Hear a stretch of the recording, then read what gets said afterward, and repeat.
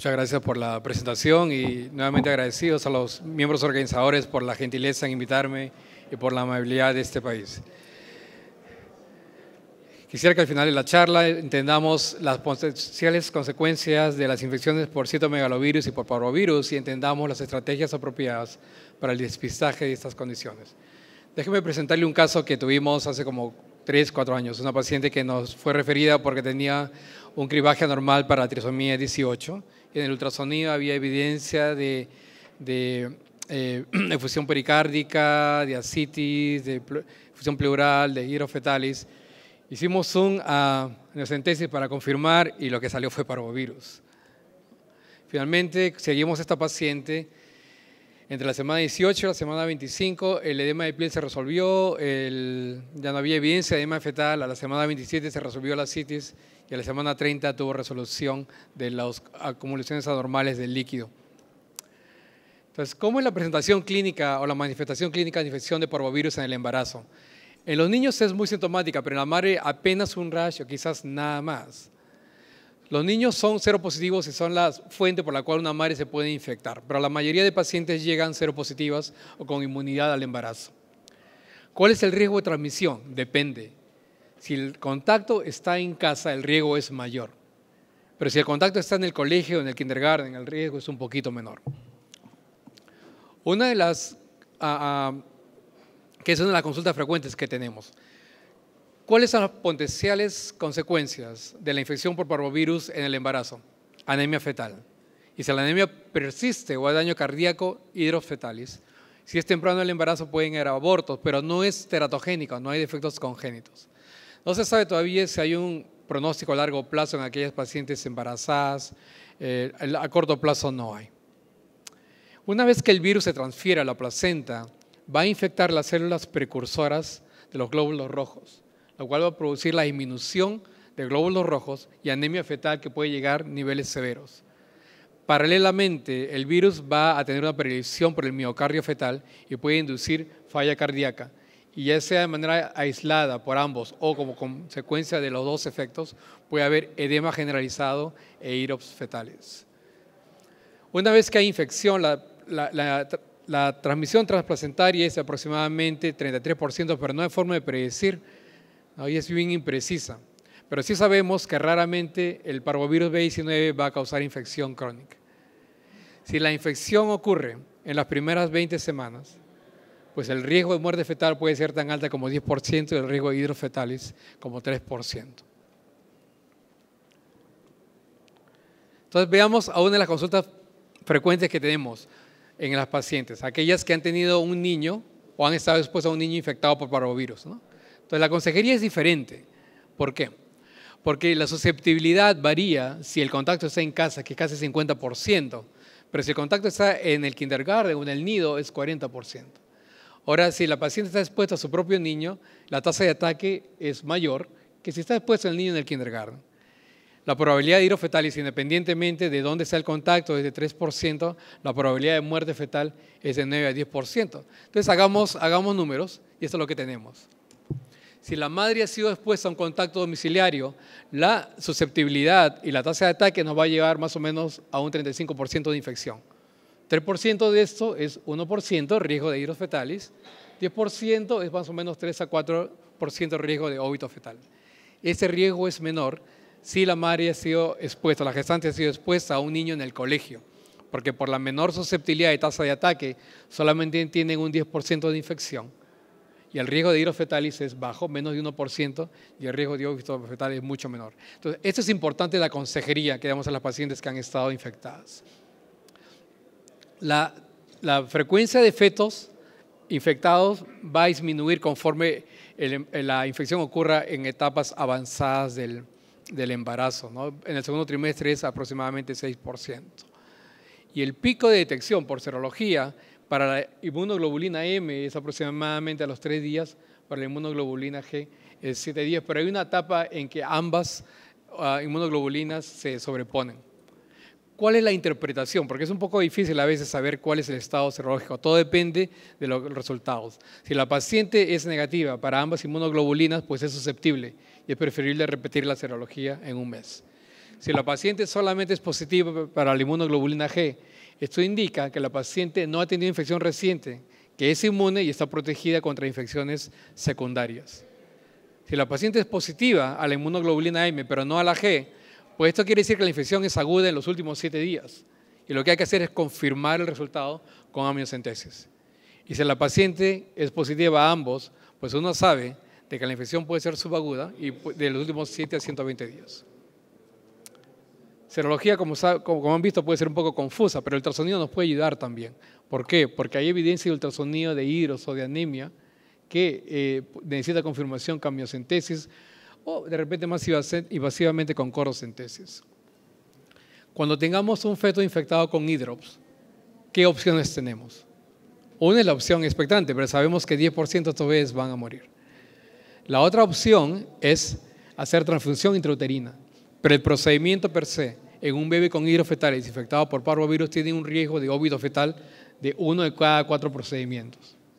Si no le hago transfusión, pues el riesgo es mayor. Entonces es difícil, no hay ninguna opción que sea sano, segura, pero por lo usual procuramos la transfusión intrauterina. Cuando hacemos la corocentesis, medimos plaquetas fetales, porque estos bebés pueden tener también trombocitopenia, lo cual va a empeorar el pronóstico. Pero si fuera el caso, transfundimos no solamente glóbulos rojos, sino también las plaquetas. Y si el hidro fetalis persiste o el diagnóstico se hace entre la semana 32 y 34, es preferible inducir o considerar el parto. Entonces, al final yo quisiera que ustedes recuerden que el despistaje se puede hacer con serología, pero también se puede hacer con ultrasonido cuando hay evidencia de hidros fetales. Debido a que la tasa de ataque es menor, no es necesario aislar a estos niños que están infectados, ¿no? Medidas de higiene pueden ser suficientes, la serología para confirmar la infección, pero lo importante es el monitoreo sonográfico por hidros fetales. Muchos de estos bebés van a resolver el hidros en aproximadamente 10 semanas y las últimas recomendaciones indican seguir hasta 16 semanas cuando había el diagnóstico de parvovirus. Quisiera tomar la segunda parte de esta exposición para hablar de citomegalovirus. Este virus, familia del grupo de los virus herpes, no es teratogénico. ¿Sí? Toda la secuela que se sabe del citomegalovirus es consecuencia de la inflamación que ocurre a nivel fetal. Cuanto más temprana la infección, mayor la consecuencia. Una madre en el embarazo puede tener infección de nuevo primaria o una infección recurrente, ¿no? Y la tasa de infección puede ser inclusive mayor cuando la paciente está lactando y está infectada. Infección primaria es la principal. ¿Y cuál es la tasa de infección fetal? 40%. De 10 pacientes que quieren citomegalovirus, 4 de cada 10 mujeres van a tener infección fetal. Y eso es un principio que se ve en muchas infecciones virales. El riesgo es menor conforme al avance del embarazo, pero el riesgo es más elevado, pero las consecuencias son menores. Infecciones en las primeras etapas del embarazo, el riesgo es menor, pero las consecuencias son más fatales que en la segunda etapa del embarazo. Cuando la infección es recurrente, en vez de 40%, la tasa de infección fetal baja a 5 a 10% y son muy poquísimos, o casi ninguno de los recién nacidos que son sintomáticos al nacer, a no ser que tenga una reinfección con una distinta cepa viral. Entonces, infección recurrente, que ocurre en 1% de los embarazos, el riesgo de infección congénita es muy baja y el riesgo de secuela es mínimo. Pero la historia es diferente si es la infección primaria, donde va a haber un 40% de tasa de infección congénita, de los cuales 10% de estos bebés van a ser sintomáticos. La mayoría de los bebés no van a tener síntomas. Sin embargo, aquellos asintomáticos, 10% van a tener secuela. El hecho de que un bebé nazca sin evidencia al embarazo de citomegalovirus no quiere decir que no tenga secuela al riesgo de 10%. Obviamente la secuela es mayor si el bebé está infectado y nace con síntomas, porque la mayoría de ellos, 9 de cada 10 bebés, van a tener secuela. ¿Cómo se hace el diagnóstico? La sospecha se puede hacer por serología, pero es un poquito complicado también, ¿no? Puede ser por inmunoglobulina M. El problema es que persiste por 6 a 9 meses e inclusive en infecciones recurrentes puede persistir a títulos bajos. La otra opción es pedir inmunoglobulina G, pero el periodo de latencia es mayor y va a demorar en presentarse, ¿no? Entonces, ¿qué es lo que se puede hacer? Si tenemos una paciente que está preocupada por haberse infectado con citomegalovirus y sabemos cuál es su serología, pues no, y si la serología solamente indica inmunoglobulina G, no es necesario pedir otro test. Si uno quiere más sensibilidad, uno puede pedir al laboratorio que haga una serología específica para citomegalovirus. Y si esta serología específica es negativa, pues uno tiene que hacer seguimiento, porque quiere decir que esta paciente se puede infectar a largo plazo. Y si es positiva, pues se hace el diagnóstico. Entonces, hacer la serología no es tan fácil. No sé si ustedes piden acá o hacen acá TORCH o títulos de TORCH, lo cual es muy confuso. Yo creo que es preferible aislar el tipo de virus que uno sospecha y pedir la serología específica para esto. Pero muchas veces la madre no sabe qué serología tiene. Entonces, en estos casos, y si se sospecha de infección, uno pide inmunoglobulina M específica para citomegalovirus. Si este test sale negativo, pues no es necesario hacer más pruebas. Pero si es positivo, el diagnóstico de infección materna está hecho. Pero no es tan sencillo como blanco y negro. A veces el test es equívoco y hay que hacer otras alternativas, de las cuales voy a hablar del índice de avidez posteriormente. ¿Qué es el índice de avidez? El índice de avidez es una prueba, es una característica que se desarrolla con el tiempo. ¿Qué es lo que quiere decir? Que cuando la avidez es baja, quiere decir que no ha habido exposición suficiente y uno sospecha infección primaria. Y cuando la avidez es alta, esto quiere decir que uno ha estado en contacto con el virus por mucho tiempo, ha desarrollado esta característica de avidez, por lo cual la infección es crónica. Entonces, avidez baja, infección aguda; avidez alta, infección crónica. Nuevamente, no siempre es blanco y negro, a veces hay test con mediana avidez. Entonces, en esos casos uno tiene que pedir una prueba de diagnóstico, que es la amniocentesis. Yo creo que aquí es la clave, no hay duda. Y es preferible hacer el PCR o la reacción de cadena polimerasa, que tiene mayor sensibilidad en cualquier tejido que el cultivo viral. ¿Cómo se transmite el citomegalovirus? El citomegalovirus llega a la placenta, llega al líquido y el feto lo digiere y llega por la sangre hacia el feto y se replica en el riñón fetal. Entonces se excreta en la orina fetal, pero la excreción es usualmente detectable 6 a 9 semanas después de la infección materna.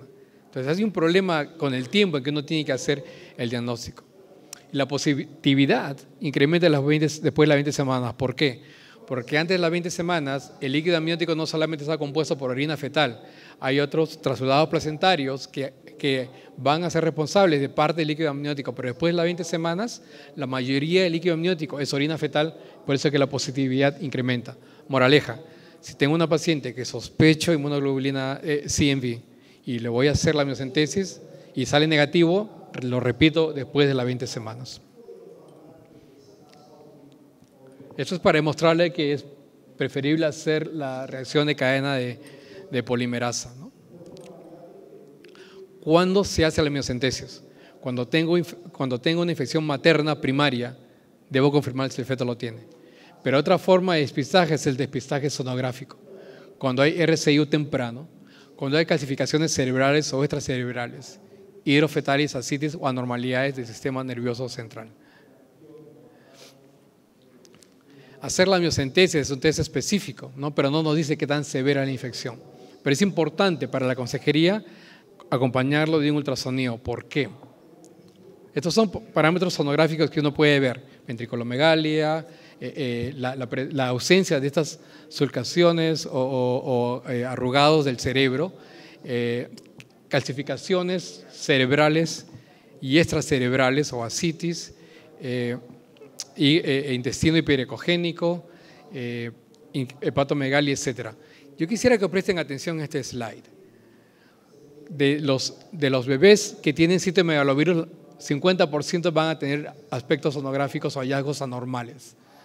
Cerebrales, uno sabe las calcificaciones, la hidrocefalia, pero presten atención, más bebés van a tener calcificaciones como del intestino o hepatomegalia o hepáticas. Entonces, ya sea cerebrales o extracerebrales y uno sospecha de infección, este es un buen despistaje, equivalente a la serología materna, y el siguiente paso debe ser amniocentesis en vez de serología. ¿Por qué? Porque si yo tengo un feto que tiene citomegalovirus, que tiene cualquier tipo de calcificación, cualquier tipo de hallazgo, el pronóstico es pobre en 80%, es malo. Lo opuesto es cierto.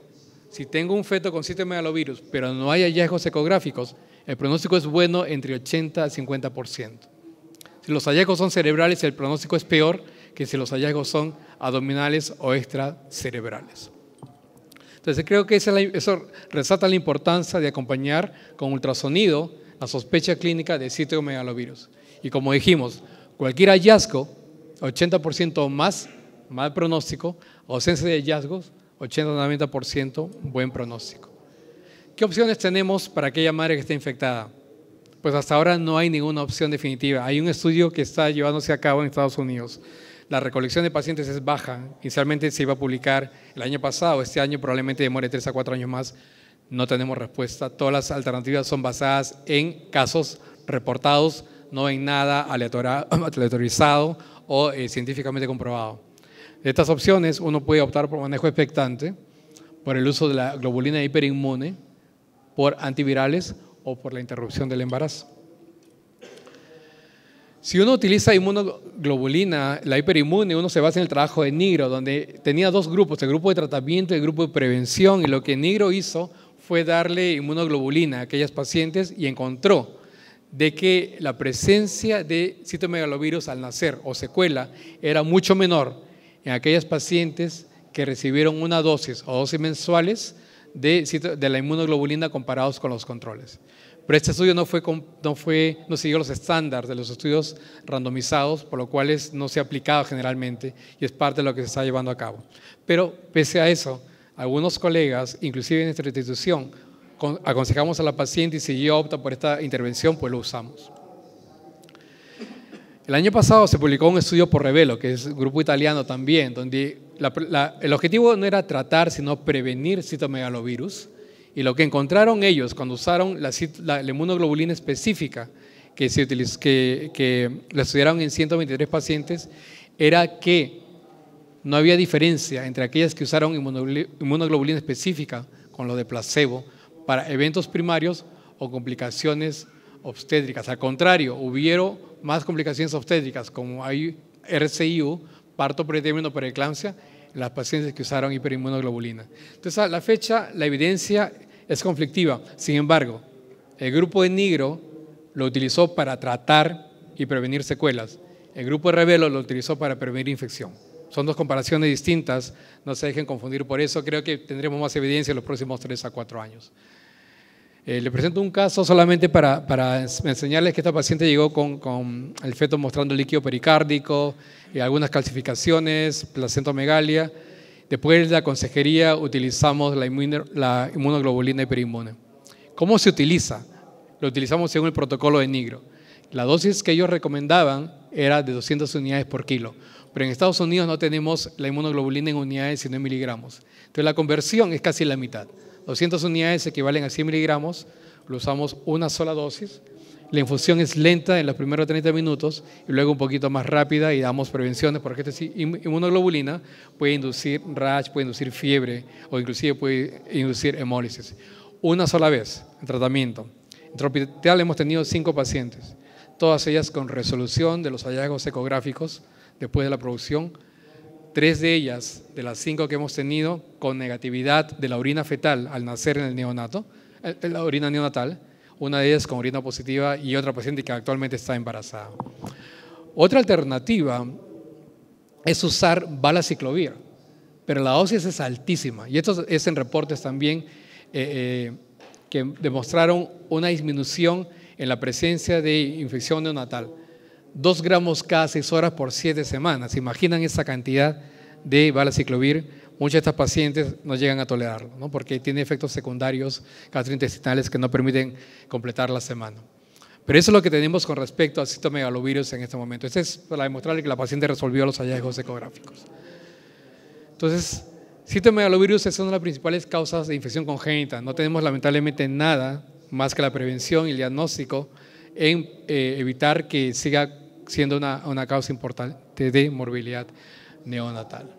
Yo les agradezco mucho la atención.